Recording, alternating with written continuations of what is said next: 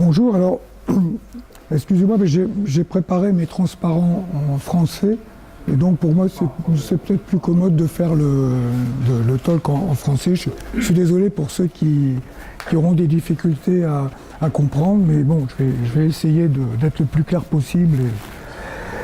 Alors d'abord, je me présente en 2 minutes. Bon, je suis physicien à l'origine, physicien nucléaire et puis des particules. C'est comme ça que j'ai connu Modesto au début de ma carrière. Maintenant, je suis à la retraite, mais je continue à travailler sur une question qui m'intéresse particulièrement et qui concerne la relation entre le principe de Huygens et la mécanique quantique, voilà, sur un problème de diffraction.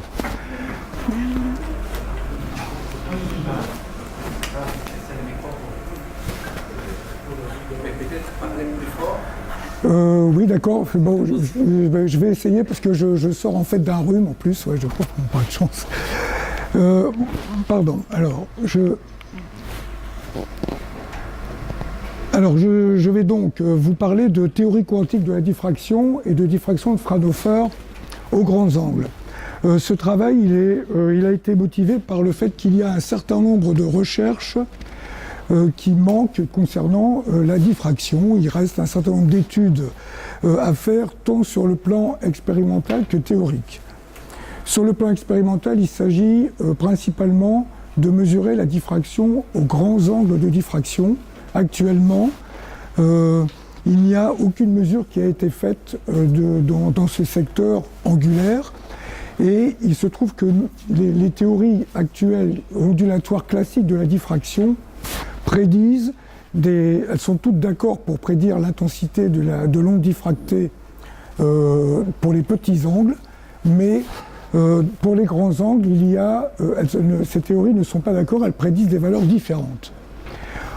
Ensuite, il y a un manque au niveau théorique, c'est que il manque une théorie quantique de la diffraction. Donc, et ensuite, alors j'aborderai donc ces points dans les deux premiers points de mon exposé, et ensuite je parlerai des possibilités de faire des tests expérimentaux sur ce problème. Alors, pour fixer donc le contexte expérimental, donc c'est donc quelque chose de très simple. On envoie des particules sur un diaphragme muni d'une ouverture et il se produit la diffraction derrière le diaphragme. Et on s'arrange pour mettre des détecteurs suffisamment loin de l'ouverture de façon à ce que, vu des détecteurs, l'ouverture apparaisse comme ponctuelle, ce qui permet de définir une direction, un rayon vecteur qui va déterminer la position du détecteur. Et ce rayon vecteur, que j'appelle D ici sur la figure, c'est également, sa direction est la même que celle de l'impulsion qui sort de l'ouverture. Et on définit ce qu'on appelle l'angle de déviation ou de déflexion, qui est donc l'angle entre la direction longitudinale, entre l'axe longitudinal et la direction vers laquelle se trouve le détecteur, c'est-à-dire la direction de l'impulsion. Mais seulement cet angle à lui seul ne définit pas vraiment la direction. Il y a en fait 2 angles qu'on appelle les angles de diffraction, dont dépend, et l'angle de déviation peut s'exprimer en fonction de ces angles de diffraction. Et les composantes cartésiennes de l'impulsion peuvent s'exprimer en fonction du module de l'impulsion et de cette direction qui est définie par les angles θx et θy. Alors maintenant, en ce qui concerne la diffraction elle-même, alors il y a de nombreuses théories de la diffraction, mais les plus connues sont celles qui sont basées sur le principe de Huygens-Fresnel. C'est-à-dire que ce principe dit que l'amplitude de l'onde à une certaine distance derrière le diaphragme, eh bien elle est donnée par la somme d'ondes sphériques qui sont émises depuis le front d'onde à l'ouverture. Et il y a principalement 3 théories qui sont les plus connues, qui sont celles dites de de Fresnel-Kirchhoff et de Rayleigh-Sommerfeld, RS1 et RS2, il y a deux théories, qui sont différentes par les conditions, par leurs hypothèses sur les conditions limites. Et dans le cadre de ces théories, l'amplitude donc classique en diffraction de Fraunhofer, bon, elle est donnée par une certaine formule. Et là où il y a une différence entre les trois théories en question, c'est que le terme qui est ici, qui s'appelle le facteur d'inclinaison ou le facteur d'obliquité, il n'a pas la même expression selon les trois théories.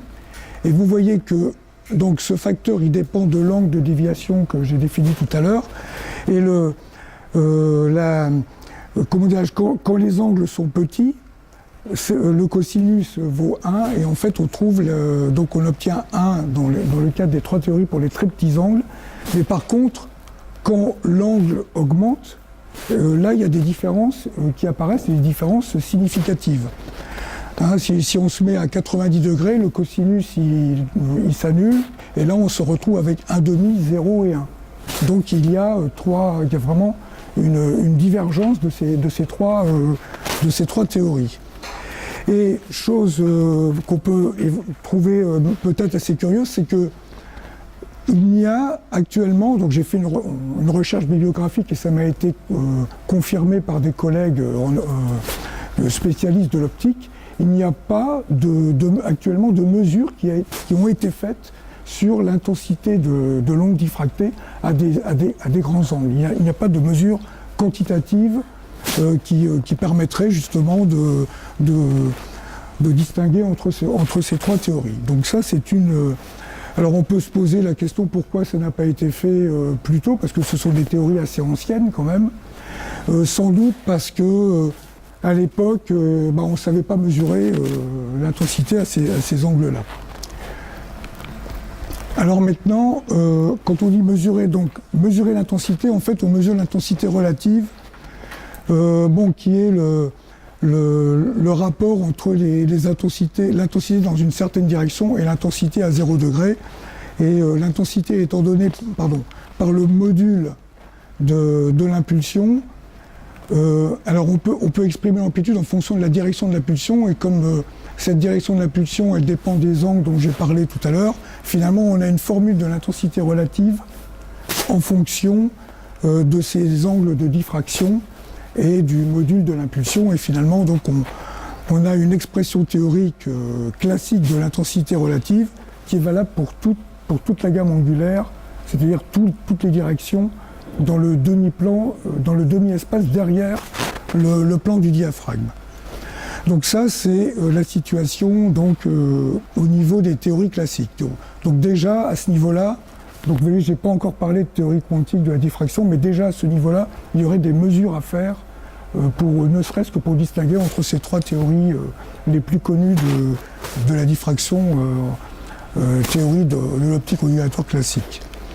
Alors maintenant, il y a aussi un manque au niveau de la théorie de la diffraction du point de vue de la mécanique quantique. Actuellement, il y a certaines théories qui utilisent la mécanique quantique, par exemple les intégrales de chemin de Feynman qui sont utilisées pour calculer des amplitudes de chemin et qu'on peut ramener après à une amplitude d'une onde derrière le diaphragme. Et il y a également des études, par exemple, des gens qui essaient de résoudre l'équation de Schrödinger avec conditions limites dans le cas de la diffraction d'électrons. Mais il n'y a à chaque fois le calcul de l'onde derrière le diaphragme, c'est un calcul direct de l'amplitude de l'onde qui est équivalent en quelque sorte à un calcul de la fonction d'onde de la particule. Mais c'est un calcul direct, c'est-à-dire qu'on ne calcule pas l'état quantique dont la fonction, donc cette fonction d'onde devrait être issue. Il n'y a pas de théorie qui calcule cet état, c'est-à-dire l'état de la particule après passage par l'ouverture du diaphragme. Et donc, il y a un manque théorique à ce niveau-là. Alors il y a une première tentative qui a été faite, mais elle n'est valable que pour les petits angles, mais au moins elle a eu le mérite de poser, à mon avis, correctement le problème. Alors maintenant, je vais donc passer au deuxième point et vous présenter, assez brièvement, je vais sans doute sauter les transparents, le modèle quantique de la diffraction par une ouverture. Donc on part d'un état initial, une onde plane monochromatique qui correspond à un état propre d'impulsion, qui s'exprime donc, dont on connaît l'expression. Et ensuite, alors, la mécanique quantique, elle considère le diaphragme comme un dispositif pour mesurer la position de la particule incidente. Et cette mesure, elle se produit en deux temps. C'est-à-dire qu'il y a d'abord la mesure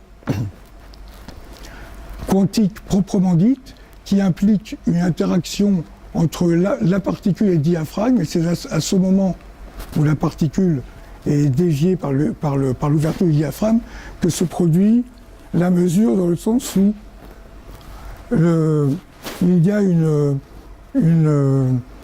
projection de l'état initial est projeté dans un état final, et ça correspond à une localisation de la fonction d'onde au niveau de l'ouverture. C'est ça qu'on appelle finalement, c'est la réduction du paquet d'ondes, c'est-à-dire qu'on passe d'une onde incidente étendue dans l'espace à une onde qui se trouve localisée au niveau de l'ouverture. Donc la mesure quantique, c'est à ce moment-là que ça se passe. Et ensuite, on détecte la particule à un instant ultérieur. Et par conséquent, on peut considérer que la détection, c'est un peu la preuve qu'il s'est produit une mesure quantique à un certain instant avant.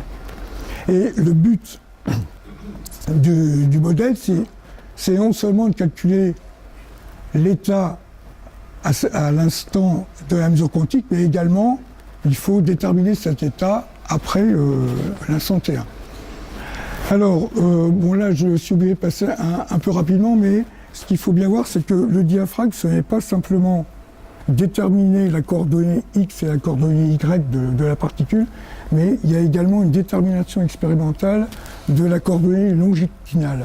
Et en fait, ce qu'on mesure, ce sont les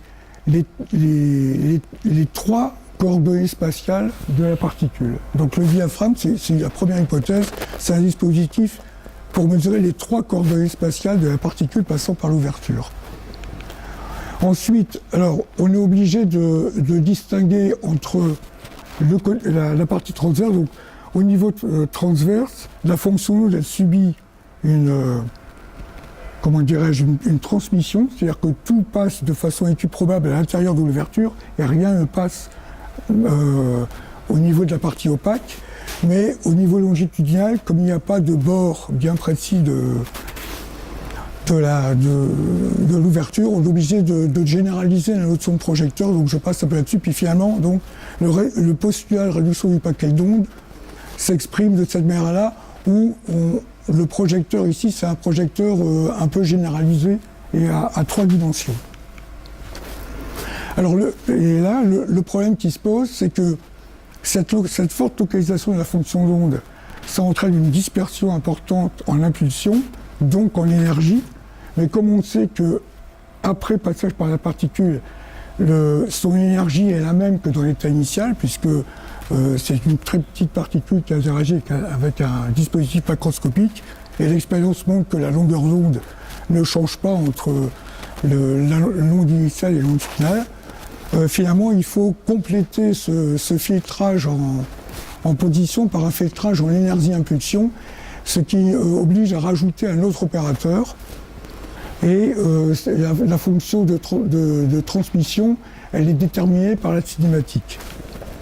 Et donc, en résumé, le processus de mesure quantique par le diaphragme se produit comme ça. C'est-à-dire qu'au lieu d'avoir une seule projection, en fait, on a deux projections successives, une projection en position et une projection en énergie.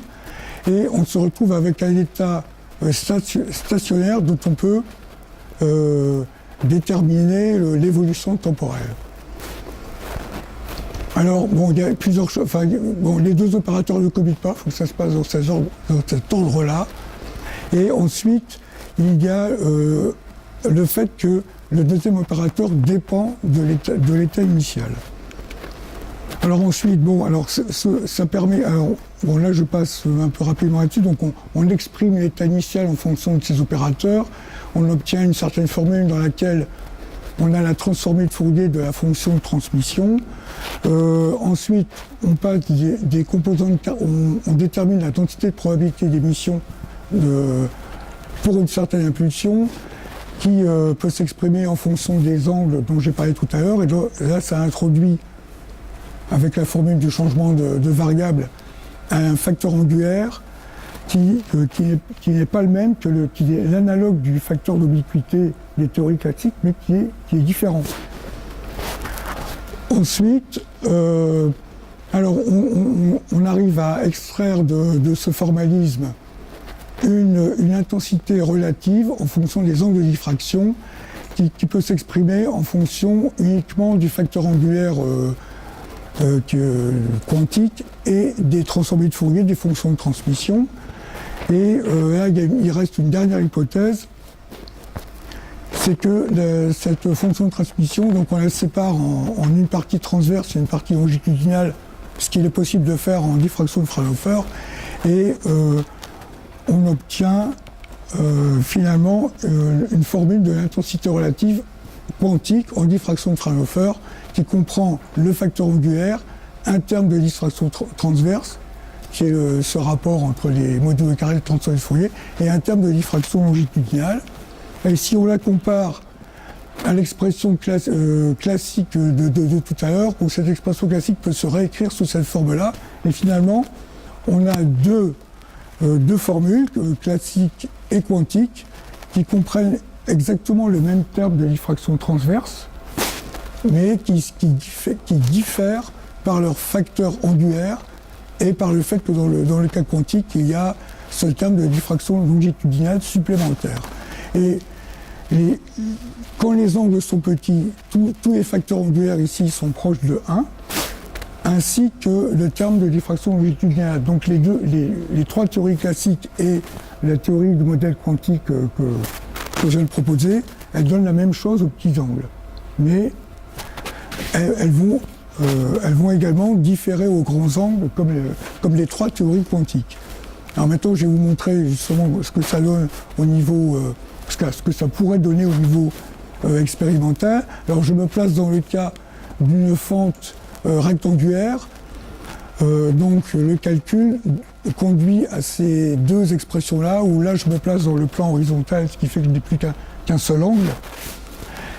On reconnaît la formule en sinusite sur x au carré bien connue de la diffraction de Fraunhofer. Et on a ici donc les facteurs angulaires différents. Et le facteur angulaire quantique, il est différent des trois facteurs angulaires classiques. Donc on a un nouveau facteur angulaire. Et on a en plus donc cette exponentielle qui vient du terme longitudinal. Alors maintenant, je vais vous montrer les courbes que ça donne. Je vais vous montrer 5 courbes avec les 3 courbes classiques et 2 courbes quantiques. Une qui correspond à sigma z égale 0, qui correspond à une... Oui, 2 minutes, d'accord. Qui correspond à une diffraction longitudinale très fine et une autre avec sigma z positif pour pour une diffraction longitudinale ayant une certaine largeur. Alors voilà ce qu'on obtient. Donc toutes les 5 théories donnent la même chose aux petits angles et les différences apparaissent aux grands angles. Donc dans une région où il n'y a jamais eu de mesure, ça n'a jamais été mesuré. Donc ce qu'on voit, c'est que les 3 courbes classiques, où déjà on pourrait, par exemple aux environs de 60 degrés, on pourrait aisément les distinguer, puisque il y a au moins, à 60 degrés, il y a un facteur 2 quasiment entre ces différentes théories. Et dans le cas quantique, s'il y a une certaine largeur de diffraction longitudinale, alors là on pourrait s'attendre à une chute, un amortissement très rapide de cette intensité. Donc d'où l'intérêt de faire ce genre de mesure. Donc là, c'est une comparaison avec les courbes circulaires. Alors, il y a une expérience qui est en cours de préparation à Saclay, où ils sont en train de vérifier donc, ce que je propose. Je rentre pas dans les détails. Donc, c'est une expérience qui utilise un laser et qui utilise un objectif qui permet de récupérer une grande plage angulaire. Pour le moment, alors le diaphragme en lui-même, c'est donc un substrat titane-aluminium qui est déposé sur une plaque de verre. Donc actuellement ils font des mesures précises. Donc ils font des ouvertures circulaires. Enfin, il y a un diaphragme avec plusieurs types d'ouvertures, plusieurs rayons, etc. Et voilà, donc ça c'est une première courbe qu'ils obtiennent. Donc évidemment on est encore loin du compte, mais enfin on retrouve les premières franges. Et ensuite, alors il y a un certain nombre de problèmes de bruit de fond qui ont été identifiés et ils savent comment les améliorer. Donc voilà. Donc en résumé, juste la diffraction de Fraunhofer, elle peut être calculée directement à partir du postulat de la mécanique quantique sans utiliser explicitement le principe de Huygens. La cinématique doit être prise en compte pour déterminer l'état quantique de la particule après son passage par l'ouverture du diaphragme. Et ce modèle quantique prédit une diffraction longitudinale qui n'est pas prédite par les théories classiques et qui a pour effet d'amortir fortement l'intensité à grand angle. Et enfin, les prédictions quantiques chromatiques étant différentes aux grands angles, il y a donc un intérêt de faire des mesures, ça améliorerait les connaissances sur la diffraction. Voilà, je vous remercie.